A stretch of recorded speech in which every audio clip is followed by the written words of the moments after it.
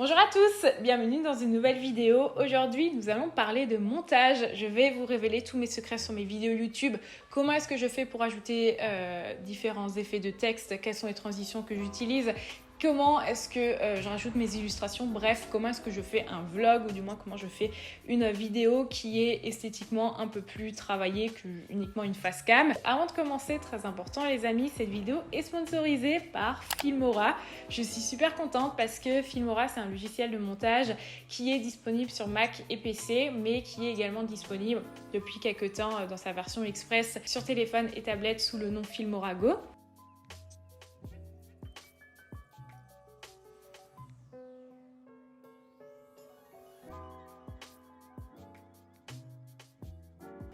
Filmora, pour ceux qui ne connaissent pas, c'est un logiciel qui est ultra accessible, vraiment c'est ultra simple à utiliser.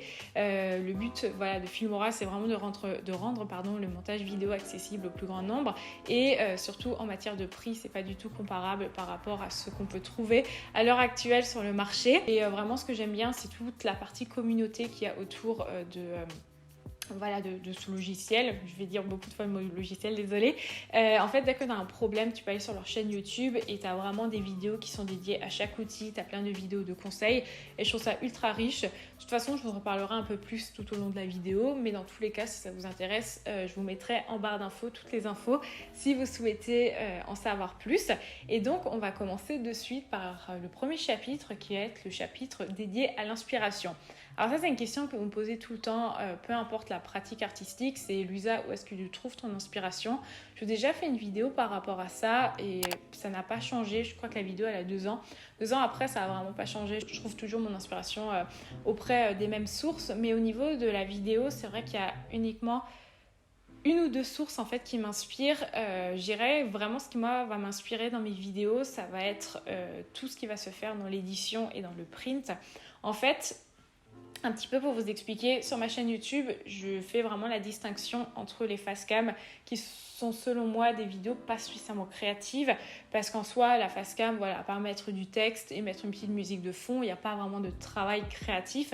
Et le vlog où je vais vraiment me donner à fond pour faire des illustrations, même peut-être un petit peu d'animation pour vraiment réfléchir à une esthétique et avoir vraiment une sorte de direction artistique sur une vidéo spécifique, même si je vous avoue que mes derniers vlogs ont été un peu moins recherchés. C'est vrai que d'un point de vue général, j'essaie toujours de créer une ambiance particulière ou de créer des éléments par vlog parce que pour moi un vlog c'est un petit peu un épisode de ma vie en fait et j'ai vraiment envie de dédier du temps à ça. Et donc lorsque je vais faire un vlog, je vais vraiment chercher de l'inspiration dans ce qui va se faire au niveau de l'édition et au niveau du print en fait parce que c'est là où je trouve qu'il y a plus de ressources en matière d'image et en matière de typographie. Je consomme énormément YouTube, vraiment je regarde quasiment que YouTube, je vais ultra rarement par exemple au cinéma. J'avais dernièrement cette discussion avec quelqu'un et je disais moi je suis quelqu'un qui adore regarder des vidéos YouTube. J'adore le fait de savoir que ce sont des gens comme vous et moi qui créent des choses qui sont belles, des choses qui m'inspirent, des choses qui me font, qui me provoquent des émotions. Et donc forcément, je suis inspirée par le travail d'autres youtubeurs. Là, de suite, alors je vous ferai une liste en barre d'infos parce que là, je n'ai pas préparé ça. Au niveau des youtubeurs qui m'inspirent visuellement, il y a la Madeleine. Je la cite depuis 2017, cette fille, dans toutes mes vidéos. Elle est réalisatrice, donc forcément, je pense qu'elle a un autre regard sur la création. Il y a évidemment Diamond Dominique. J'aime tellement cette personne qui fait des vlogs que je trouve absolument magnifiques et qui sont pareil hyper divertissants et même riches culturellement. À chaque fois j'apprends des choses. Sur le YouTube français, je la cite aussi tout le temps, il y a Le Coin d'Elodie. Je trouve que ses vlogs sont vraiment très beaux, notamment les intros. J'aime toujours les effets visuels qu'elle met. Plus récemment sur Instagram, j'ai beaucoup aimé les IGTV de l'homme statue. Lui il est vraiment présent sur plein de plateformes, mais il fait des IGTV, des sortes de mini-vlogs en français et au niveau du rythme, au niveau des effets, de la typo, je trouve que c'est vraiment ultra riche ce qu'il fait et ça m'a vraiment inspirée et il faudrait d'ailleurs que je fasse aussi ce type de format sur mon Instagram, ça pourrait être intéressant. Et puis évidemment je vous mettrai d'autres ressources en barre d'infos si ça me revient. Ah oui, j'ai oublié de mentionner que j'utilisais aussi Vimeo pour l'inspiration et notamment cette playlist qui est ultra cool si vous aimez le motion design. Ensuite, la deuxième étape, ça va être de passer au tournage. Comme je l'ai dit avant, il y a vraiment deux types de vidéos sur ma chaîne. Il y a tout ce qui va être la face cam qui, selon moi, est pas... Alors, c'est pas que c'est pas créatif, mais j'ai une autre approche de la vidéo face cam où je vous parle vraiment d'un sujet par rapport au vlog. La face cam, elle va être vachement préparée en amont. Déjà, voilà, là, ce matin, je me suis bien habillée. Regardez d'ailleurs cette chemise. J'ai fait plein de friperies. Si ça vous intéresse, un haul de seconde main, n'hésitez pas à me le dire en commentaire, je serais ravie. Mais voilà, je lui ai mis des beaux vêtements, je me suis maquillée, je me suis bien coiffée. Et j'ai là devant moi le plan de la vidéo, c'est-à-dire que toutes mes face cam, je fais un script. Alors je marque pas phrase par phrase, mais je fais par exemple l'intro, les différents points de l'intro. Ensuite je fais grand 1, ensuite je fais grand 1, petit 1, ABC, petit 2, ABC à nouveau, ensuite grand 2, grand 3, et puis je fais la conclusion avec les points que je vais aborder. Et donc effectivement c'est une autre démarche, et même dans ma façon de m'exprimer, je me rends compte que je suis beaucoup plus calme, je réfléchis vraiment à la tournure de mes vidéos, et peut-être que j'exprime un petit peu moins des émotions aussi. C'est un contenu qui est moins brut parce que c'est un contenu qui est beaucoup plus travaillé. Donc pour le tournage, c'est complètement une autre démarche par rapport à un vlog où là, je vais me poser en face cam, je vais filmer du coup avec ma caméra M50, le 50 mm, et j'enregistre la voix avec mon iPhone. Là où avec le vlog, je vais vraiment me filmer n'importe quand. Le vlog, généralement, je prends ma caméra le matin et puis je filme toute ma journée. Mais au moment du montage, je me dis, voilà, Luisa, tu vas quand même partager ça sur Internet, n'importe qui y a accès. Donc, je fais un énorme tri. Une autre chose qui est hyper importante lorsque je fais une vidéo YouTube, après évidemment les plans vidéo, ça va être la musique. Pour la musique, je vais venir utiliser différentes plateformes. Ça, c'est une question qui revient assez souvent. Lorsqu'en fait vous faites des vidéos sur YouTube, vous n'avez pas besoin d'avoir un nombre d'abonnés maximum, minimum pour ce genre de choses. Vous avez accès à des plateformes où vous avez des abonnements et ça vous permet en fait d'avoir de la musique libre de droit et de ne pas être embêté par rapport à ça, et surtout ça vous permet de monétiser vos vidéos. Parmi les plateformes les plus connues, vous avez Epidemic Sound. Moi, j'ai un abonnement dessus, je paye 11 € par mois et ça me permet d'avoir des musiques libres de droit et du coup de monétiser mes vidéos. Mais je l'ai déjà dit plein de fois, mes vidéos me rapportent si peu en fait qu'au final, ça fait quelques temps que j'utilise plus du tout cette plateforme et que j'utilise des musiques non libres de droit, des musiques que j'écoute dans la vie de tous les jours parce que je trouve ça beaucoup plus inspirant, je trouve ça beaucoup... Enfin même le montage est beaucoup plus agréable quand j'utilise des musiques que j'aime vraiment bien. Sinon, pour trouver des musiques libres de droit qui sont un peu plus fun quand même, j'utilise évidemment SoundCloud. Sur SoundCloud, ça me permet de trouver des sons vraiment ultra cool et puis du coup d'artistes un petit peu plus indépendants. Mais par contre, ce que je vais faire, c'est que je vais acheter leur musique, hyper important. Maintenant, on va se retrouver dans un autre setup. Je vais vous montrer concrètement comment est-ce que j'édite mes vidéos, comment je crée mes illustrations. Et puis, je vous retrouve un petit peu plus tard à nouveau en face cam. La première étape, ça va être de venir importer mes plans directement dans le logiciel. Ensuite, vous faites glisser vos fichiers en bas dans cet espace où vous allez pouvoir commencer à créer le montage. Moi généralement lorsque je fais une vidéo, la première chose que je vais faire, ça va être commencer à découper la vidéo, enlever les parties qui servent à rien, les parties où je fais des erreurs. Le but c'est pas de faire quelque chose d'esthétique ou quoi que ce soit, et même commencer à mettre les premiers blocs de texte, pas avec une belle typo, mais juste question de savoir combien de temps par exemple le mot mardi, si je fais un vlog, va rester en fait dans la vidéo. Des fois je mets juste des plans noirs ou des plans d'une couleur random, juste question de pouvoir à peu près commencer à visualiser ce à quoi ma vidéo pourrait ressembler. Dans Filmora, à ce niveau-là, vous avez ce petit appareil photo qui correspond à la capture d'écran.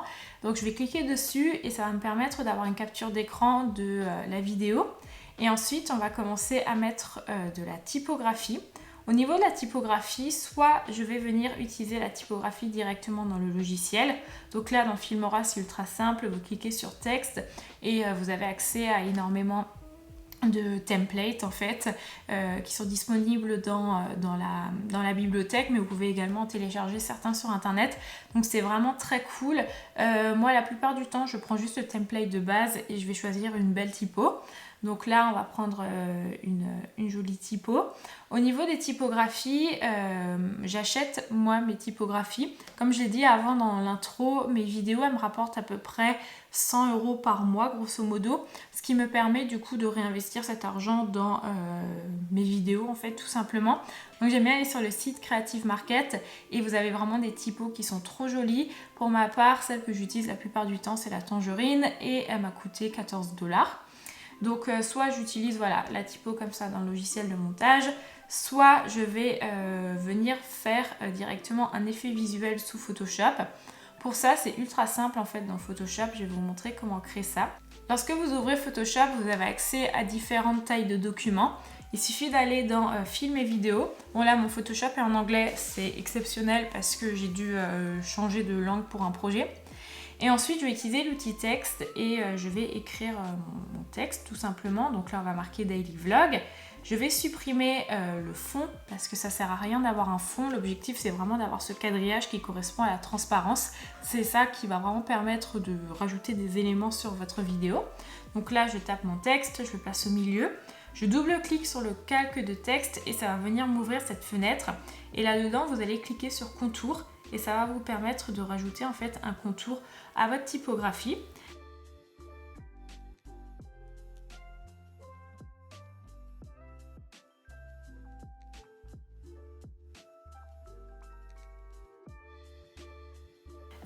J'aime bien rajouter un effet lorsque vous cliquez là sur le petit T à ma typo, soit j'utilise l'effet vague ou onde, il me semble en français, et je trouve que c'est assez sympa. Ensuite, je vais prendre l'outil pinceau et je vais tout simplement venir faire des points sur mon fichier et puis ça me permet de faire cet effet assez sympa. Généralement, quand vous utilisez l'outil pinceau sur votre fichier de texte, il va vous demander si vous voulez pixeliser le calque et du coup dites oui pour que vous puissiez le faire. Une fois que c'est fait, on va venir exporter ce document en PNG. C'est ultra important les amis, exporter en PNG avec de la transparence, sinon ça ne fonctionnera pas. Et ensuite, rien de plus simple, on va venir ouvrir notre logiciel de montage et on va tout simplement venir en fait glisser la photo sur notre vidéo et du coup bah voilà, ça nous permet d'avoir accès à cet effet qui est assez cool et c'est comme ça en fait pour toutes les illustrations que je crée. Pareil, lorsque je fais une illustration, souvent vous voyez dans mes vlogs ce type de rendu.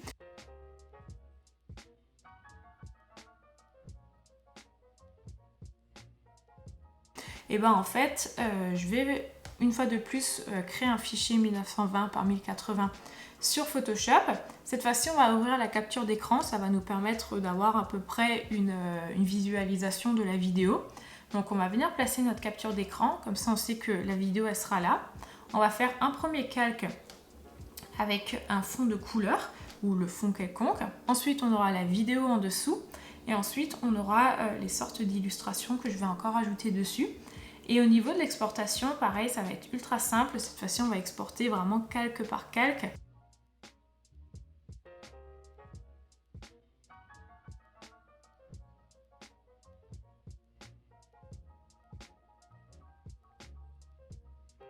Je vais venir exporter le fond. Ensuite, je vais venir exporter le PNG au-dessus. Et du coup, ça va venir nous faire deux fichiers, ce qui signifie que dans notre logiciel de montage, rien de plus simple. On va mettre le fond, au-dessus on va mettre la vidéo et enfin au-dessus de la vidéo, on va mettre le PNG transparent. Et vous aurez juste à double-cliquer sur la vidéo, aller à l'outil transformer et à régler l'échelle et de cette façon, vous obtenez ce rendu. Et ça, c'est vraiment cette technique de base que j'utilise en fait dans tous mes vlogs.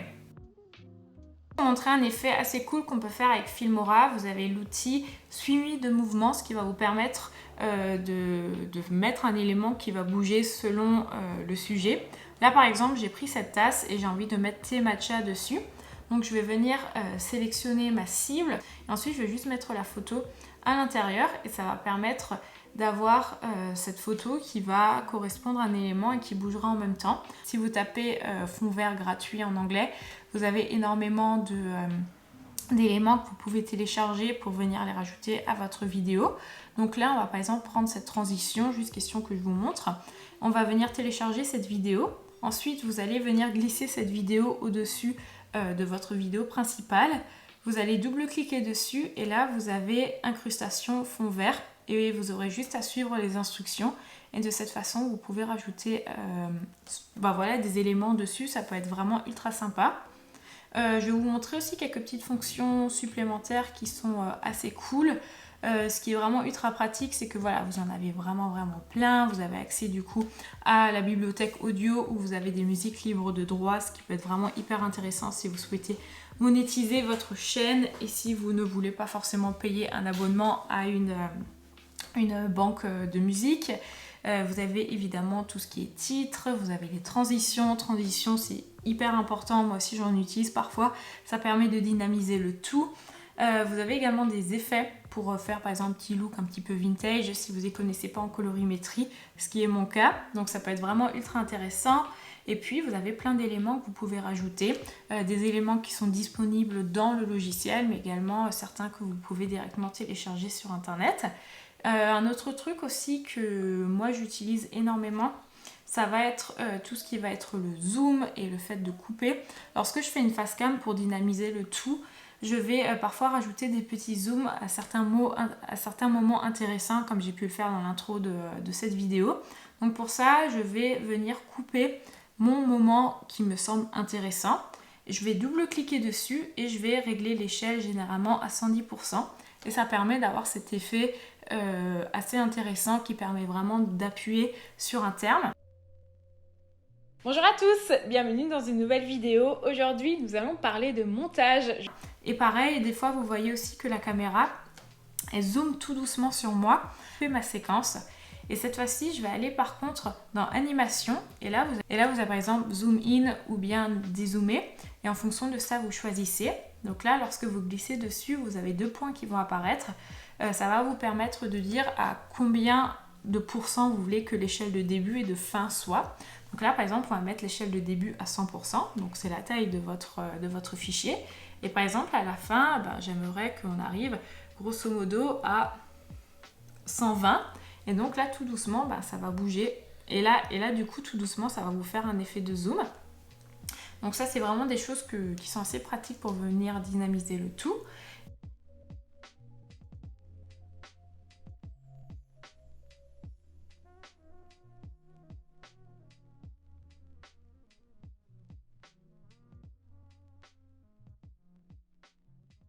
Donc une fois que la vidéo est exportée, on va maintenant passer au dernier détail.